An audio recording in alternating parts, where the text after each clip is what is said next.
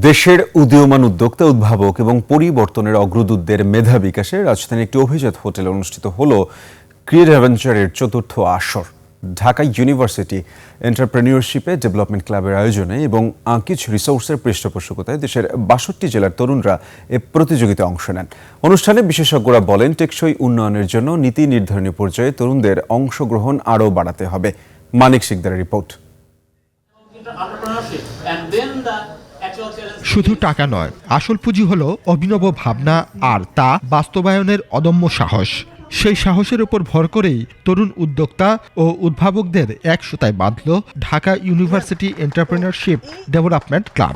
৩ বছরে ১৫২ জনগণ রাজধানীর হলিডে ইন হোটেলে বসেছিল আকিজ রিসোর্স প্রেজেন্টস ক্রিয়ে ভেঞ্চার এর চতুর্থ আসরের গ্র্যান্ড ফিনালে। সেরা উদ্ভাবকদের হাতে তুলে দেওয়া হয় বিজয়ের পুরস্কার। শহরের যে ময়লাগুলো রয়েছে সেই ময়লাগুলোকে আমরা প্রসেস করে এমন একটা সার বানাবো। আমরা এখনো সবাই স্টুডেন্ট বা ট্রাই করছি and we have our advisers, so ওনাদের সাথে কাজ করব একসাথে।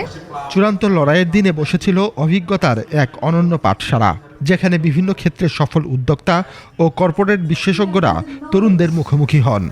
কর্মক্ষম লোকের সংখ্যা 60%, অথচ আমরা এইটাকে কাজে লাগাতে পারছি না। How much economic activity there is on 1 kilometer of road? আমার এই বয়সে দুইটা আইডিয়া ছিল, একটা ছিল সিনেপ্লেক্স আর একটা ছিল হলো মিনা বাজার। এই জনসংখ্যাকে যদি আমরা কাজে লাগাতে পারি, এটাই কিন্তু আমাদের আগামীর ভবিষ্যৎ। সেটাকে কেন্দ্র করে ঢাকা বিশ্ববিদ্যালয়ে আমরা উদ্যোগ নিচ্ছি। ইউনেস্কোর প্রতিনিধি তরুণদের এই মেধার ভূয়সী প্রশংসা করেন। নীতি নির্ধারণী কাঠামোতে তরুণদের অংশগ্রহণ বাড়ানোর তাগিদ দেন তিনি। বাংলাদেশের নীতি নির্ধারণী পর্যায় থেকে তরুণদের অর্থপূর্ণ অংশগ্রহণ নিশ্চিত করা এখনও বেশ কঠিন একটি চ্যালেঞ্জ। তবে তাদের এই চমৎকার সব আইডিয়া প্রমাণ করে তারা কতটা সম্ভাবনাময়। ইউনেস্কো বিশ্বব্যাপী এবং বাংলাদেশেও তরুণদের এই সম্ভাবনাকে বাস্তবে রূপ দিতে এবং তাদের নিয়ে প্রচুর কাজ করছে। অনুষ্ঠানে মিডিয়া পার্টনার হিসেবে ছিল ২১ টেলিভিশন। সবাইকে মিলে একসাথে একটা সুন্দর এবং সুষ্ঠু বাংলাদেশ গড়ার জন্য এগিয়ে আসার জন্য আহ্বান জানাচ্ছি। মানিক শিকদার, ২১ টেলিভিশন, ঢাকা।